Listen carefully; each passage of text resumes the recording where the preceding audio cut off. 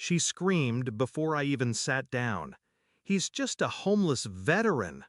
The words echoed, bouncing off the courtroom walls like accusations fired from a loaded gun. I didn't look at her. I hadn't for weeks. Months, maybe. She used to whisper that I was her hero.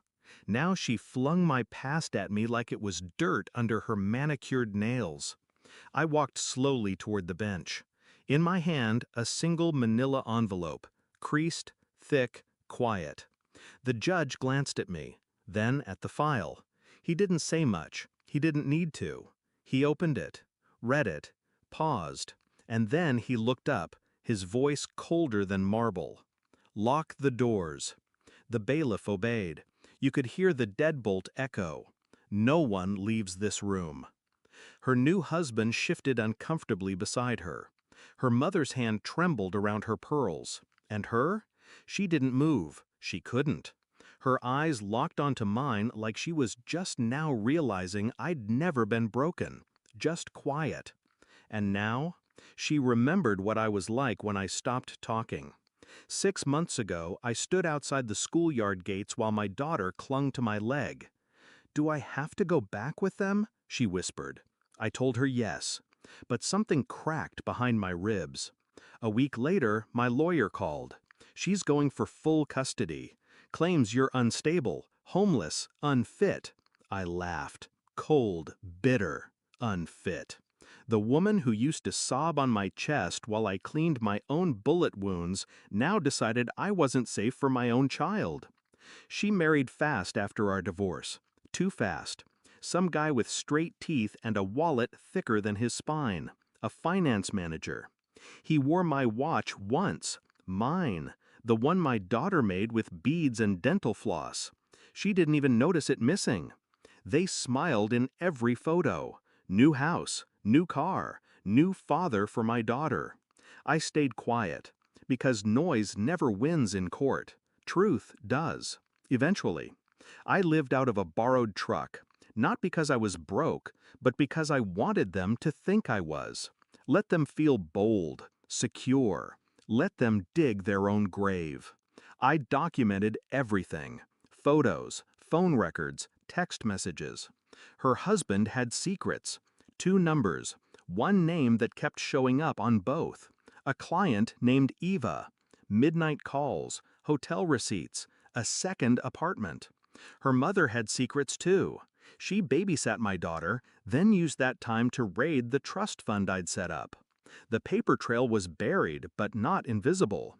Even the school counselor had things to say, quietly, off the record. She cries when they pick her up, says she wishes she could stay with you. I nodded, smiled, thanked her. Then I requested full access to the therapy records and paid a forensic accountant, and waited. The report arrived in a plain white folder, stamped, verified, signed, fraud, custodial interference, emotional neglect, infidelity, misappropriation of funds from a minor's trust.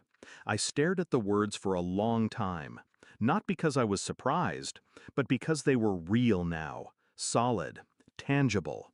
Truth doesn't need a voice, it just needs paper. I didn't call her. I didn't warn anyone. I simply filed the petition, walked into court, and handed it over. The moment her eyes found the judge's expression, her face changed.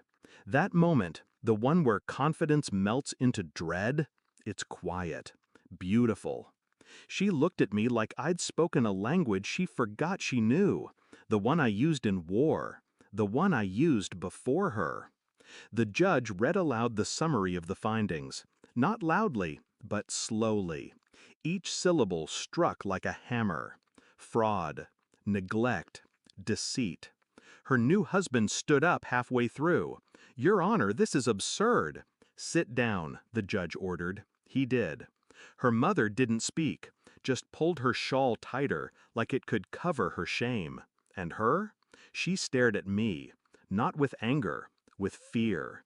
Because I never yelled, never screamed, never fought her in public.